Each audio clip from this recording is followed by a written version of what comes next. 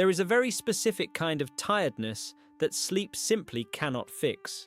It is not physical exhaustion from a hard day's work. It is not professional burnout after finishing a stressful project. And it is certainly not that pleasant, satisfying fatigue you feel after accomplishing something important. It is something much deeper, darker, and incredibly hard to put into words. It is the profound, bone-deep tiredness of existing itself, of waking up every single morning, dragging your body out of bed and having to do it all over again. The exhaustion of being conscious, the exhaustion of simply being here. Millions of people wake up with this heavy feeling every single day, yet they have absolutely no idea how to talk about it, because it isn't exactly depression, even though it looks very similar from the outside, and it isn't exactly despair, although it lives in the same neighborhood. Rather, it is a paralyzing, muffled fatigue with the very act of living, the endless repetition, the monumental effort, and the never-ending maintenance required just to be a functioning biological and social machine. And here is what makes this condition so incredibly difficult for society to understand. The people who feel this way don't necessarily hate their lives. On paper, everything might look absolutely perfect.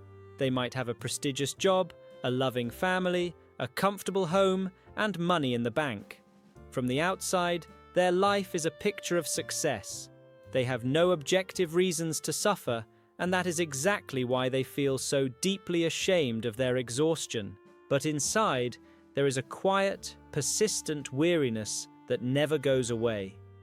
A muffled sense that existence itself has simply become too heavy of a burden to carry anymore. Where does this feeling come from? And why do some people seem to glide through life without noticing its weight, while others buckle under the pressure of a regular Tuesday morning? Let's start with what psychologists and psychiatrists actually call this state. It is known as existential exhaustion, or existential fatigue. This is a weariness that stems not from what you are doing, but from the simple, unavoidable fact that you are. Think for a second about what it actually takes to be alive in the modern world. Every single day, you wake up and you have to service this complex mechanism. You have to feed yourself, wash yourself, choose an outfit, commute, and interact with people. You have to make dozens of decisions, from what to eat for breakfast to how to reply to a difficult work email. Neuroscientists call this decision fatigue. Our brains simply did not evolve to process this massive amount of micro-choices every single day. That is why even deciding what movie to watch on Netflix in the evening starts to feel like an impossible task. For the vast majority of people, all this routine is just background noise. They don't think about it. They move through life on a comfortable autopilot, driven by schedules and weekend plans. But some people suddenly become acutely aware of the raw mechanics of existence, and once you see this matrix, you can never unsee it. The repetition of the exact same actions becomes suffocating. This usually begins with a moment of terrifying, ice-cold clarity. You might be standing in front of your bathroom mirror in the morning, brushing your teeth, looking at your reflection, and suddenly a thought pierces you. I have done this exact motion thousands of times, and I will do it tens of thousands of times more. What is the actual point of all this? And that question, once it echoes in your mind, refuses to leave.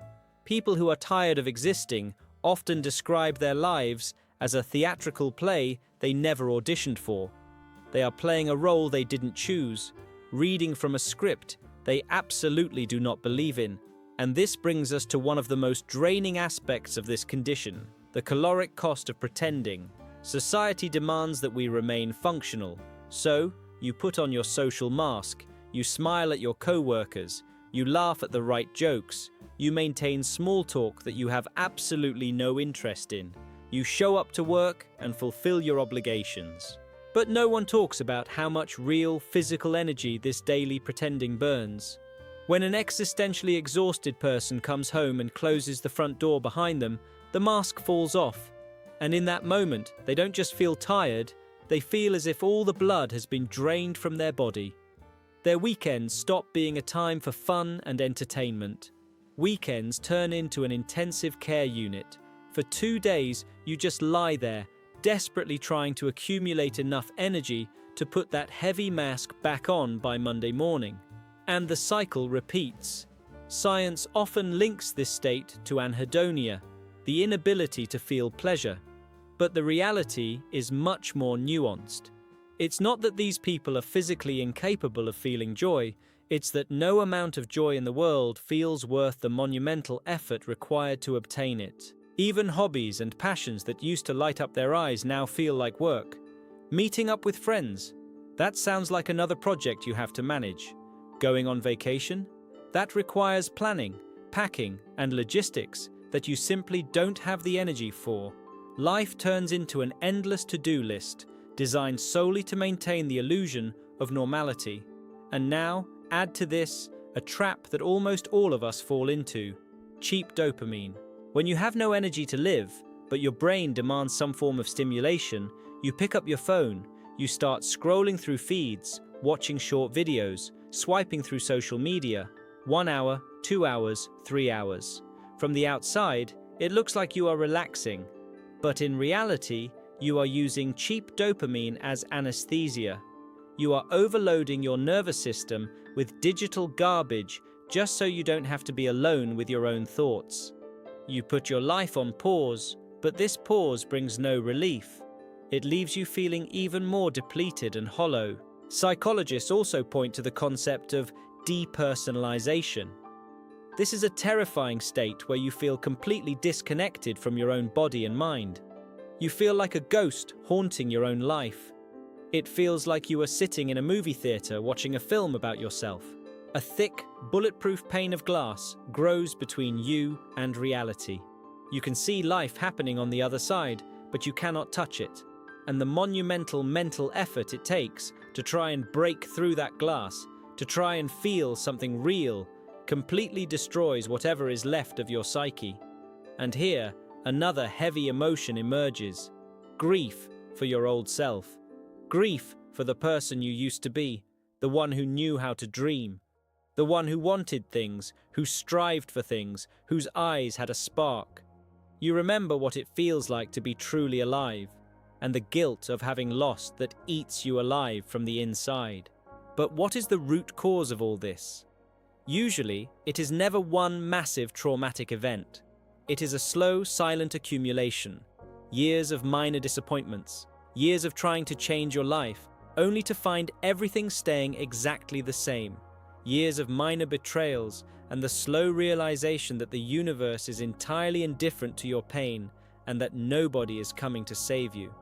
And sometimes, this exhaustion is born simply from understanding too much.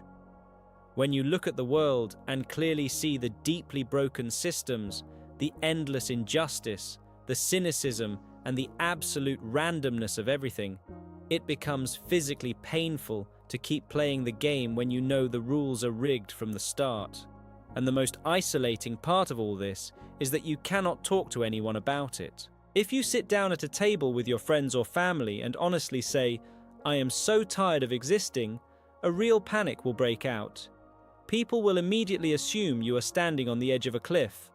They will want to rush to your rescue, save you, fix you, send you to a doctor.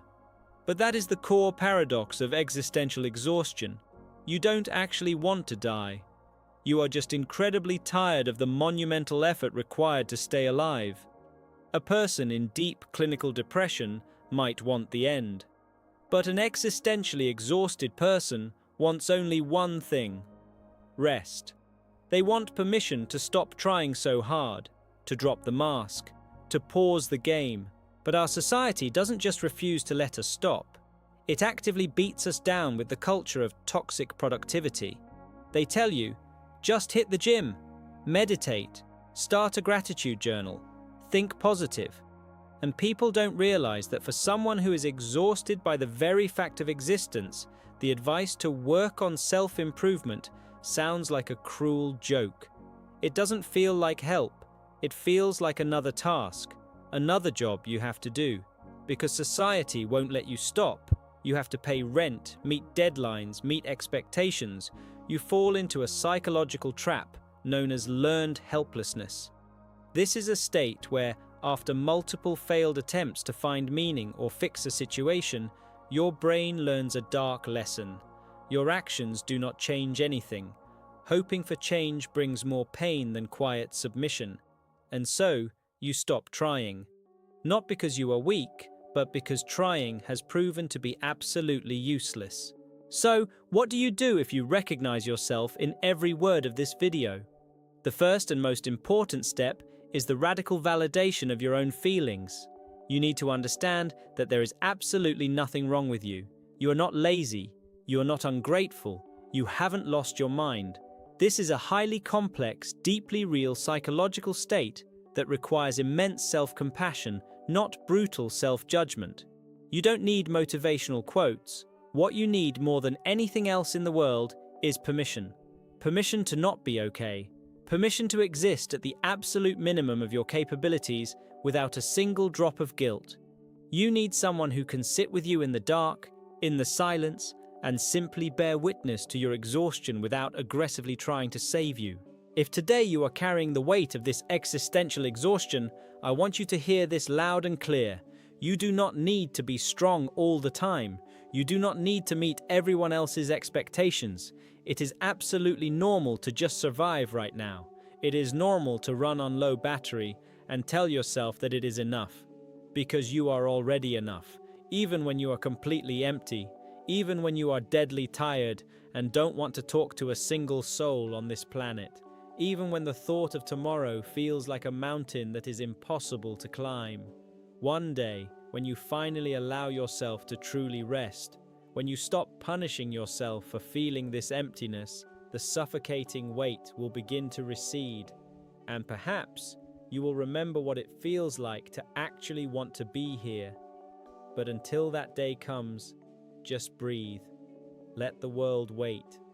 Taking your next breath is more than enough. Drop a comment below. Have you ever felt this kind of existential exhaustion, and how do you navigate through it? Subscribe to the channel, and thank you for watching.